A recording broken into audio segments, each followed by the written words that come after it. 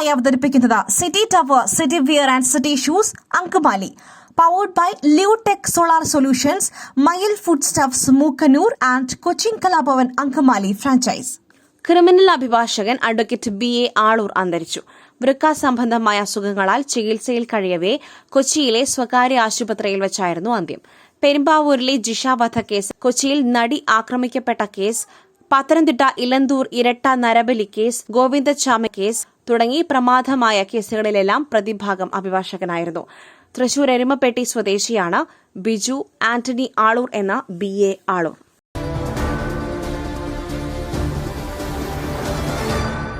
തിരുവനന്തപുരം പോത്തൻകോട് ഗുണ്ടാ സംഘം യുവാവിനെ കൊന്ന് കാൽ വെട്ടിയെറിഞ്ഞ കേസിൽ മുഴുവൻ പ്രതികൾക്കും ജീവപര്യന്തം ശിക്ഷ വിധിച്ചു. നെടുമങ്ങാട് SC/ST കോടതിയാണ് ശിക്ഷ വിധിച്ചത്. കേസിൽ 11 പ്രതികളാണ് ഉള്ളത്.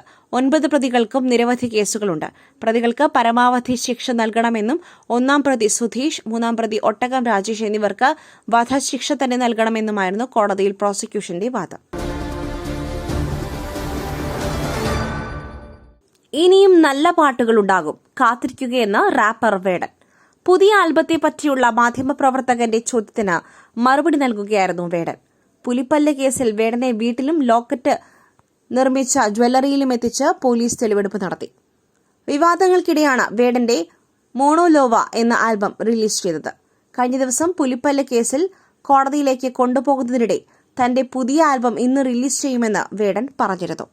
മയിലിന്റെ അപ്പം പൊടിയുണ്ടെങ്കിൽ ഇനി ആർക്കും ഉണ്ടാക്കാം. കൊതിപ്പിക്കുന്ന നല്ല ഒന്നാം തരം അപ്പവും പത്തിരിയും. മയിൽ റൈസ് ആൻഡ് ഫുഡ് പ്രൊഡക്ട്സ്, ശ്രേഷ്ഠം സമ്പുഷ്ടം. പെഹൽഗാമിലെ ഭീകരാക്രമണത്തെ തുടർന്നുള്ള ഇന്ത്യ-പാകിസ്ഥാൻ പ്രശ്നങ്ങൾ ചർച്ചകളിലൂടെ പരിഹരിക്കണമെന്ന് ഖത്തർ. സമാധാന ശ്രമങ്ങൾക്ക് ഖത്തർ എല്ലാ പിന്തുണയും വാഗ്ദാനം ചെയ്യുന്നതായി പ്രധാനമന്ത്രിയും വിദേശകാര്യമന്ത്രിയുമായ ഷെയ്ഖ് മുഹമ്മദ് ബിൻ അബ്ദുറഹ്മാൻ അൽ ധാനി വ്യക്തമാക്കി. കഴിഞ്ഞ ദിവസം പാകിസ്ഥാൻ ഉപപ്രധാനമന്ത്രി മുഹമ്മദ് ഇസ്ഹാഖ് ദാറുമായി ഫോണിൽ നടത്തിയ ചർച്ചയിലാണ് ഇരു രാജ്യങ്ങളും തർക്കങ്ങൾ രമ്യമായി പരിഹരിക്കണമെന്ന് ഖത്തർ പ്രധാനമന്ത്രി ആവശ്യപ്പെട്ടത്. പഹൽഗാമിൽ വിനോദസഞ്ചാരികൾക്ക് നേരെ ആക്രമണം നടത്തിയ തീവ്രവാദികൾ ഉപയോഗിച്ചത് ചൈനീസ് വാർത്താവിനിമയ സംവിധാനം. ആശയവിനിമയത്തിനായി ഉപയോഗിച്ച സാറ്റലൈറ്റ് ഫോൺ അടക്കം ചൈനീസ് നിർമ്മിതമാണെന്ന് NIA കണ്ടെത്തി. പരസ്പരം ആശയവിനിമയം നടത്തുവാൻ ചൈനീസ് സാറ്റലൈറ്റ് ഫോണുകളും ഇന്ത്യയിൽ നിരോധിച്ച നിരവധി ചൈനീസ് മൊബൈൽ ആപ്ലിക്കേഷനുകളും തീവ്രവാദികൾ ഉപയോഗിക്കുന്നതായി NIA കണ്ടെത്തി. ഏപ്രിൽ 22-ന് പഹൽഗാമിൽ ചൈനീസ് സാറ്റലൈറ്റ് ഫോണിന്റെ സ്ഥാനം NIA കണ്ടെത്തിയിട്ടുണ്ട്.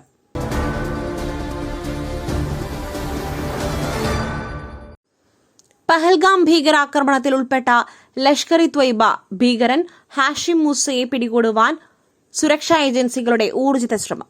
ഹാഷിം മൂസ ജമ്മു കാശ്മീരിൽ തന്നെ ഒളിവിൽ കഴിയുന്നതായാണ് സുരക്ഷാ ഏജൻസികളുടെ നിഗമനം.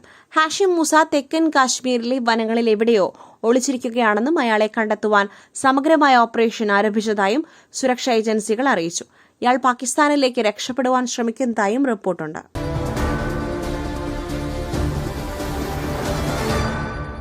ആലപ്പുഴ ഹൈബ്രിഡ് കഞ്ചാവ് കേസിൽ മുഖ്യപ്രതികളുടെ ജാമ്യാപേക്ഷ കോടതി തള്ളി. 1-ാം പ്രതി തസ്ലീമ, ഭർത്താവ് സുൽത്താൻ അക്ബർ അലി എന്നിവരുടെ ജാമ്യാപേക്ഷയാണ് തള്ളിയത്.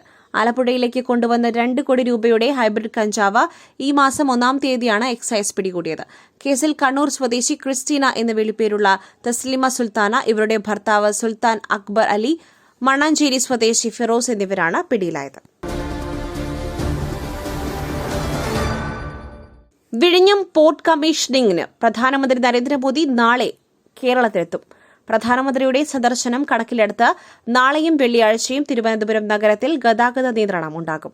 നാളെ ഉച്ചയ്ക്ക് 2 മണി മുതൽ രാത്രി 10 മണി വരെയും വെള്ളിയാഴ്ച രാവിലെ 6:30 മുതൽ ഉച്ചയ്ക്ക് 2 മണി വരെയുമാണ് ഗതാഗത നിയന്ത്രണം ഉണ്ടാവുക.